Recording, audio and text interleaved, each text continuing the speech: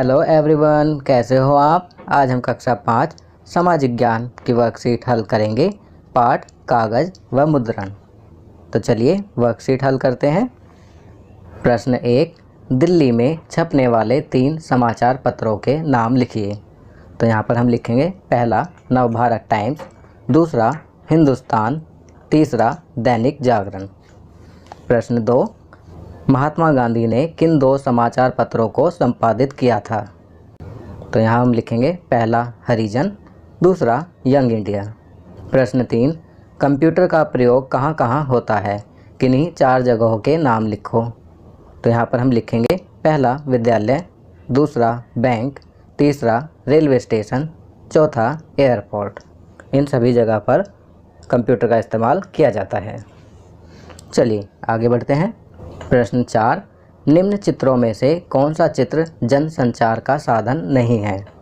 तो आप देख सकते हैं यहाँ पर 4 चित्र दिए हुए हैं। पहला रेफ्रिजरेटर, दूसरा टेलीविज़न, तीसरा रेडियो, चौथा अखबार।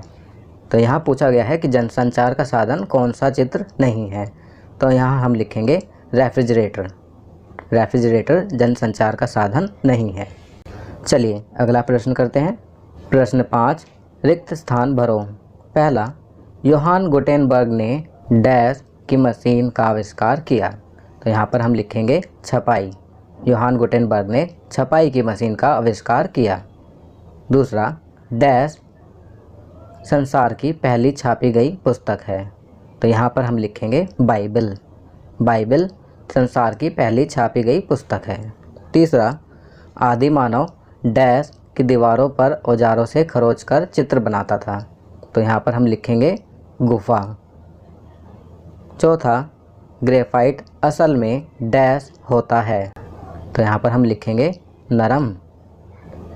ग्रेफाइट असल में नरम होता है। पांचवा, डैश का आविष्कार क्रिस्टोफर एल सोल्ज ने किया था। तो यहाँ पर हम लिखेंगे टाइपराइटर। टाइपराइटर का आविष्कार क्रिस्टोफर एल सोल्ज ने किया था।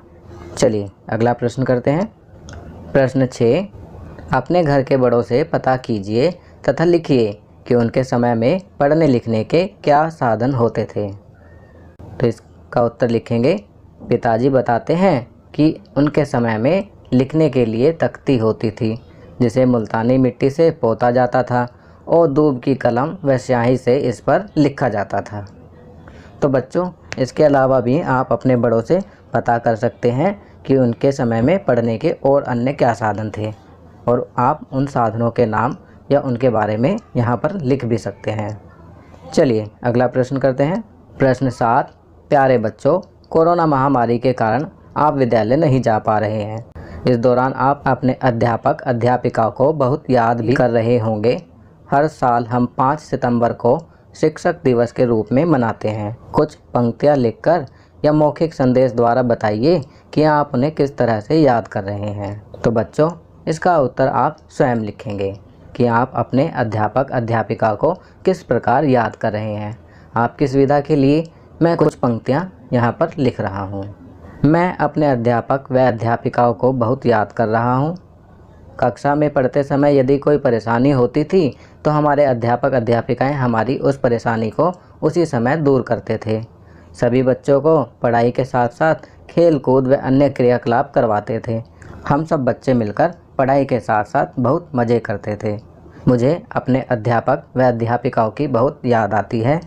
मैं अपने सभी अध्यापक अध्यापिकाओं को शिक्षक दिवस की हार्दिक शुभकामनाएं देता हूं। तो बच्चों, ये वर्कशीट यहाँ कंप्लीट होती है। अगर यह वीडियो आपको अच्छी लगी तो इसे लाइक एंड शेयर ज़रूर करें। अन्य विषयों पर बने हमारे लेटेस्ट वीडियोस को देखने के लिए चैनल को सब्सक्राइब करना ना भूलें और देखते रहिए हमारा channel knowledge kingdom. Thank you.